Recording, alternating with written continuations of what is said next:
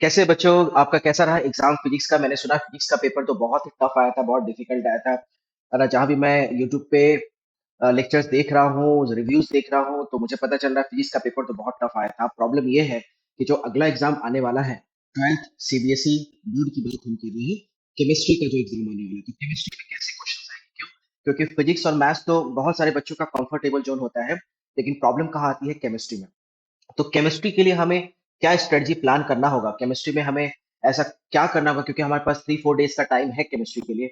तो केमिस्ट्री में अगर हम फिजिक्स में कुछ मार्क्स लूज भी किए हैं, तो हमें उस मार्क्स को केमिस्ट्री में अटेंड करना होगा, केमिस्ट्री में उसको रिकवर करना होगा। तो केमिस्ट्री में हमारा क्या स्ट्रेटजी होना चाहिए? चलिए हम लोग आज की वीडियो में डिस्कस करेंगे। अगर हमें बोर्ड में बहुत अच्छे परसेंटेज लाने हैं 12th बोर्ड में, तो केमिस्ट्री एक बहुत इंपॉर्टेंट सब्जेक्ट जो है वो कंट्रीब्यूट करेगा। केमिस्ट्री के मार्क्स हमें जेई के लिए एलिजिबल भी बनाएंगे, ठीक है? क्योंकि जेई में 75% मिनिमम क्राइटेरिया है, ठीक है? तो केमिस्ट्री में सबसे पहले क्लियर करने के लिए हमें कितने मिनिमम मार्क्स चाहिए? तो देखो, आपको पता है कि 100 मार्क्स को हम दो पार्ट में डिवाइड कर सकते हैं, थियरी एंड प्रैक्टिकल, ठीक है? तो थियरी में आपको 70 मार्क्स का थियरी एग्जाम होगा, 3 घंटे का पेपर होगा, और प्रैक्टिकल 30 मार्क्स, प्रैक्टिकल ऑलरेडी हो चुका होगा, ठीक है? तो थियरी में कम से कम 23 मार्क्स हमें लाना ही पड़ेगा, प्रैक्टिकल में कम से कम 10 मार्क्स लाना पड़ेगा। तो प्रैक्टिकल्स की तो बात नहीं हो रही है, प्रैक्टिकल्स ऑलरेडी आपने बहुत अच्छा किया होगा और कॉलेज वाले मार्क्स दे देते हैं प्रैक्टिकल में। प्रॉब्लम कहाँ आएगी? थियरी में। तो थियरी में कम से कम आपको 23 मार्क्स स्कोर करना है, ठीक है? अच्छा, केमिस्ट्री में प्रॉब्लम क्या होती है ना, कि बहुत ज्यादा कंटेंट है, और जो क्वेश्चंस का लेवल भी आते हैं ना, स्पेशली सीबीएसई बोर्ड में, वो बहुत डिफिकल्ट लेवल के उसमें क्वेश्चन आते हैं।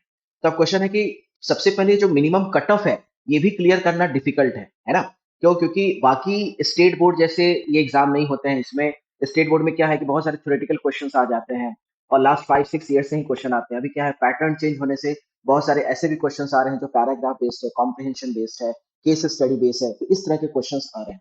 तो मेरे समझ से अगर आपको केमिस्ट्री में बहुत अच्छा स्कोर करना है ना, तो आपको बहुत ज्यादा कंटेंट पे न ध्यान दे करके पहले ये समझना पड़ेगा कि इसका चैप्टर वाइज वेटेज क्या है, कौन सा ऐसा चैप्टर है जिसमें से मैक्सिमम क्वेश्चंस आते हैं, और किस चैप्टर की प्रिपरेशन किया जाए। और सिर्फ इसमें क्या है ना, कि आपको चैप्टर को ऊपर ऊपर से नहीं पढ़ना पड़ेगा, आपको चैप्टर के डेप्थ में जाकर के पढ़ना पड़ेगा, ठीक है? जब तक तुम चैप्टर के डेप्थ में जाकर के नहीं पढ़ोगे, तब तक केमिस्ट्री में स्कोर कर पाना डिफिकल्ट है। अगर कोई बच्चा ये सोच करके जा रहा है एग्जाम देने के लिए कि मैं सब थोड़ा थोड़ा सा पढ़ लूंगा और बहुत अच्छा एग्जाम चला जाएगा, तो वो गलत स्ट्रेटजी को फॉलो कर रहा है। तो आपको ये देखना पड़ेगा कि फिजिकल, ऑर्गेनिक, इनऑर्गेनिक में कौन सा कंफर्टेबल जोन है आपका। क्या आपका फिजिकल अच्छा है ना, या आपका ऑर्गेनिक अच्छा है, या आपका इनऑर्गेनिक अच्छा है? ये भी बहुत सारे ऐसे भी बच्चे होते हैं जिनका केमिस्ट्री बहुत ही वीक होता है, जिनको केमिस्ट्री पढ़ने का मन नहीं करता है। तो ऐसे बच्चे क्या करें? मेरे समझ से कि ज्यादा वो फिजिकल एंड इनऑर्गेनिक पे ध्यान दें। क्यों? क्योंकि ऑर्गेनिक में कुछ ऐसे रिएक्शंस आ जाएंगे जो बहुत ही कम समय में मैंने उन उन बच्चों से नहीं हो पाएगा जिन्होंने ऑर्गेनिक केमिस्ट्री को डेप्थ में नहीं पढ़ा है। तो वैसे बच्चे क्या करें कि physical chemistry and inorganic chemistry पे ज्यादा फोकस करें।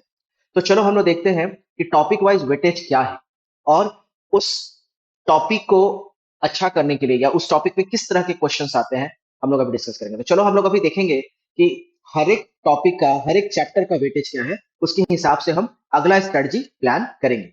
ये है क्लास 12 का पेपर पैटर्न। जैसा हमने डिस्कस किया कि 33 आवर्स का एग्जाम होगा, 70 मार्क्स का पेपर आएगा। ये ऑलरेडी ओवर हो चुका है, ठीक है?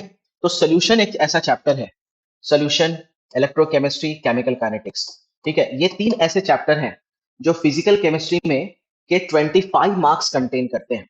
25 मार्क्स सिर्फ इसी चैप्टर से आएगा। देखो, पास होने के लिए तुम्हें 23 मार्क्स चाहिए।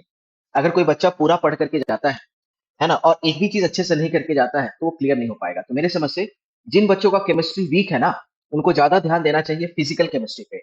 तो फिजिकल से 25 मार्क्स आ जाएंगे। DNF block element and coordination compound से 14 मार्क्स से क्वेश्चन आते हैं, ठीक है? तो अगर आप 25 प्लस 14 ऐड कर दो, तो 39 मार्क्स हो जाएंगे, ठीक है? अच्छा, haloalkanes and haloarenes, alcohols, phenols, ethers, aldehyde, ketones and acids, organic compounds containing nitrogen and biomolecule, इसको मिला दें तो ये 31 मार्क्स का क्वेश्चन आता है। इस तरह से टोटल हम ऐड कर दें तो 70 मार्क्स का क्वेश्चन आता है, ठीक है? जिनका ऑर्गेनिक केमिस्ट्री बहुत अच्छा है, जिन्होंने केमिस्ट्री को बहुत डिटेल में पढ़ा है, मैं उनकी बात नहीं कर रहा हूँ। जिनका केमिस्ट्री वीक है, उसके लिए मैं आपको स्ट्रेटजी बताता हूँ। तो आप क्या करो कि पहले physical chemistry and inorganic chemistry से स्टार्ट करो। ऑर्गेनिक में भी ना तुम haloalkanes and haloarenes easily कर सकते हो, एंड बायोमोलिक्यूल्स इजीली कर सकते हो। ये दो ऐसे चैप्टर हैं जो कम एफर्ट में इसमें आप ज्यादा इसको कर पाओगे, क्योंकि तुम्हें जो क्वेश्चंस आते हैं ना, वो ऐसे नहीं आते हैं कि जो लास्ट 5 ईयर से क्वेश्चंस आ रहे हैं वही आ रहे हैं, नहीं। तुम्हें बहुत सारे क्वेश्चन केस बेस्ड क्वेश्चन आएंगे, ठीक है, कॉम्प्रिहेंशन बेस्ड क्वेश्चन आएंगे, है ना, न्यूमेरिकल बेस्ड क्वेश्चन आएंगे। तो वैसे क्वेश्चंस को सॉल्व करने के लिए topic wise, chapter wise expertise बहुत इंपॉर्टेंट है। सब कुछ पढ़ करके केमिस्ट्री में स्कोर नहीं किया जा सकता है, तो आपको सिलेक्टेड स्टडी करना पड़ेगा। तो बच्चों, अब प्रिपरेशन के लिए जो सबसे इंपॉर्टेंट है कि जब आप प्रिपरेशन केमिस्ट्री का स्टार्ट कर रहे हो ना, तो आपके पास ना ये सीबीएसई के वेबसाइट पे ये तुम्हें एक सैंपल पेपर मिल जाएगा। ठीक है, ये सैंपल पेपर तुम्हारे पास होना चाहिए। ऐसा तो ना हो कि तुम सैंपल पेपर को ध्यान में रख करके स्टडी नहीं कर रहे हो। तो ये सैंपल पेपर मैंने उसी वेबसाइट से, सीबीएसई की वेबसाइट से मैंने डाउनलोड किया है, ये तुम्हें मिल जाएगा। ठीक है, तो ये देखो यहाँ पे लिखा हुआ है 2024 टू 2025 का ये सैंपल पेपर है। ठीक है, तो मैक्सिमम 70 मार्क्स से क्वेश्चन है, 3 आवर्स का एग्जाम है। पेपर कोड क्या है? 043। तो तुम्हें सबसे पहले ये समझना होगा कि जो पेपर पैटर्न है उसमें फॉर एग्जांपल मैंने कहा कितने क्वेश्चंस आएंगे, तो 33 क्वेश्चंस टोटल होना चाहिए। टोटल कितने होने चाहिए? 33 क्वेश्चंस। और कुछ ऐसे क्वेश्चंस होंगे जिनमें अंदर इंटरनल चॉइसेस भी रहेगा। इंटरनल चॉइसेस का मतलब है, जैसे मैंने कहा क्वेश्चन नंबर 3 है ना का 1 एंड 2, और फिर 1 एंड 2। तो इसका मतलब है कि उसमें अंदर ही अंदर इंटरनल चॉइस है, तो कोई भी एक क्वेश्चन तुम्हें करना पड़ेगा। अच्छा, सेक्शन ए, तुम्हें पास होने के लिए कितने मार्क्स चाहिए? 23 चाहिए। मैं बार-बार ये बोल रहा हूँ कि वैसे पास होकर के तुम्हारा काम तो नहीं चलेगा, तुम्हें तो स्कोर करना पड़ेगा। लेकिन सबसे पहले तुम्हें वो कट ऑफ तो क्लियर करना है ना, है ना? तो पहले तो वो स्ट्रेटजी बनाओ कि हम पहले 23 मार्क्स मिनिमम कैसे स्कोर कर सकें। अगर पेपर टफ आ जाता है तो, पेपर ईज़ी आ जाएगा तब तो कोई बात ही नहीं है, तब तो वो तुम ईज़िली कर लोगे। तो ये जो मल्टीपल चॉइस क्वेश्चन्स है ना, जिसका वेटेज क्या है 1 मार्क, इस पे बहुत अच्छे से ध्यान देना। क्यों? क्योंकि इसमें ना करेक्ट होने की पॉसिबिलिटी बहुत ज़्यादा है। तो ये नॉर्मली ऐसे क्वेश्चंस होंगे जो फॉर्मूला बेस्ड होंगे, फॉर्मूला बेस्ड क्वेश्चंस आएंगे, अ, उसमें ग्राफ बेस्ड क्वेश्चंस आएंगे, ठीक है, थोड़ा रिजल्ट बेस्ड क्वेश्चंस आएंगे, रिजल्ट बेस्ड। तो इसके लिए अगर तुमने कोई शॉर्ट नोट्स वगैरह बनाया होगा, तो उस शॉर्ट नोट्स को बार बार रिवाइज करना है। अच्छा, साथ साथ तुम एक काम और भी कर सकते हो कि ये जो सैंपल पेपर है, प्लस आजकल बहुत सारे पब्लिकेशन के भी सैंपल पेपर या मॉक टेस्ट पेपर आते हैं, तो उनके सारे एमसीक्यूज को एक बार रिवाइज कर लो। अच्छा, इतना भी नहीं हो पा रहा है तो कम से कम एनसीईआरटी का, जैसे सपोज तुमने सोल्यूशन बनाया, इलेक्ट्रोकेमिस्ट्री बनाया एंड केमिकल काइनेटिक्स, ये 3 टॉपिक है फिजिकल केमिस्ट्री में, जहां से 25 मार्क्स आएंगे। उसके बाद कोऑर्डिनेशन कंपाउंड है, डीएनएफ ब्लॉक है, पी ब्लॉक है ना, उस वो इनऑर्गेनिक केमिस्ट्री आ जाता है। तो तुम उन सबके क्या करो ना, एनसीईआरटी के जो एक्सरसाइजेस है, जो बैक क्वेश्चंस है, उसको तुम पहले अच्छे से थ्योरेटिकली कर लो, है ना? वो एनसीईआरटी के जो बैक एक्सरसाइज है ना, एनसीईआरटी एग्जाम्पलर, एनसीईआरटी के बैक एक्सरसाइज, ये सबसे पहले तुम्हें करना चाहिए। ये करने के बाद फिर जब तुम चैप्टर को के बैक बैक एक्सरसाइजेस कर लेते हो, तो उसके जो भी निचोड़ है, जो कंक्लूजन है ना, उसका एक शॉर्ट नोट बनाओ।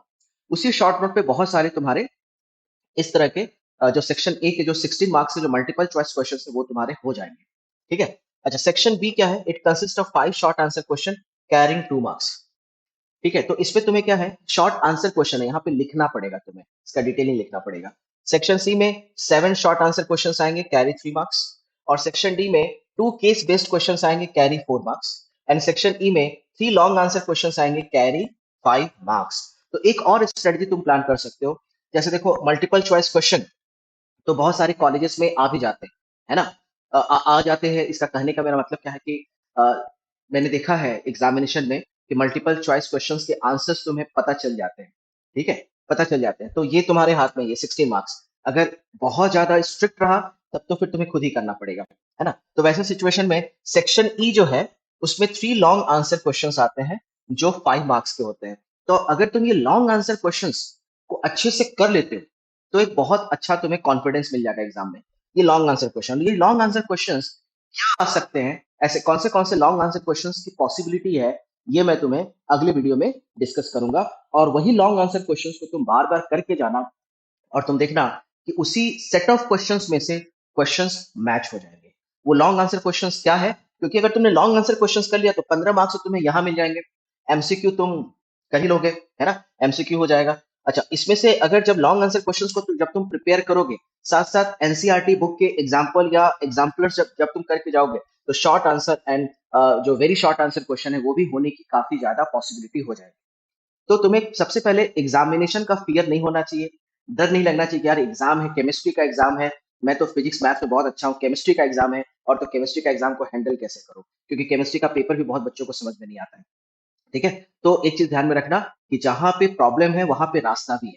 ठीक है, रास्ता क्या है, उसको तुम्हें थोड़ा सा इंटेलिजेंसी से उसको सॉल्व करना पड़ेगा। देखना पड़ेगा कि ऐसे कौन से चैप्टर्स को पकड़ ले जिससे हम मैक्सिमम स्कोर वहां पे कर सके। ठीक है, वो कट ऑफ क्लियर हो सके एंड 75% का जो कट ऑफ है जो जेई के लिए रिक्वायर्ड है वो क्लियर हो सके, ये तुम्हारा स्ट्रेटजी होगा। ठीक है, और साथ साथ मैं बोलूंगा कि ये जो सैंपल पेपर है इसको तुम डाउनलोड करके अच्छे से देखो, इसके वीक जोन्स क्या क्या है, और चैप्टर वाइज तैयारी स्टार्ट करो। चैप्टर वाइज मीन्स अगर तुम केमिकल काइनेटिक्स कर रहे हो तो पूरा ध्यान पहले केमिकल काइनेटिक्स पे लगाओ, इलेक्ट्रोकेमिस्ट्री कर रहे हो तो पूरा ध्यान इलेक्ट्रोकेमिस्ट्री पे लगाओ। ठीक है, तो इस तरह से 4 to 5 चैप्टर्स को कंप्लीट करने की कोशिश करो। 3 फिजिकल केमिस्ट्री को पकड़ लो और 2 इनऑर्गेनिक केमिस्ट्री के पकड़ लो, और उसमें से सारे क्वेश्चंस तुम बार बार लिख करके करके जाओ। देखो एग्जाम बहुत अच्छा जाएगा। ऑर्गेनिक अगर तुम्हें पकड़ना है तो बायोमोलिक्यूल्स एंड हेलो एल्केन्स पकड़ लो। ठीक है, तो सबसे पहले ये तुम्हारा प्लान होना चाहिए कि ऐसे कौन से चैप्टर्स को पकड़े जो हमें कम एफर्ट में मैक्सिमम स्कोर दिला सके। ठीक है, तो पहले आप ये सारे चैप्टर्स को तैयारी करो। तो वो कौन से लॉन्ग आंसर क्वेश्चन है जिसकी तुम्हें प्रिपरेशन करनी चाहिए, वो कौन से केस टेस्ट क्वेश्चन है जिसकी तुम्हें प्रिपरेशन करनी चाहिए, न्यूमेरिकल्स आने की क्या स्कोप है, न्यूमेरिकल्स कहाँ से आ सकता है, फिजिकल केमिस्ट्री में मल्टीपल चॉइस क्वेश्चंस करने के क्या तरीके हैं, ये सब हम अगली वीडियो में डिस्कस करेंगे। बच्चों, अगर ये वीडियो आपको यूजफुल लगा, कुछ मैं वैल्यू एडिशन कर पाया, तो जरूर आप इसको लाइक एंड सब्सक्राइब कर देना। साथ साथ उन बच्चों के साथ भी शेयर करना जिनको इस वीडियो की जरूरत है, नीड है। मिलते हैं हम लोग अगले वीडियो में।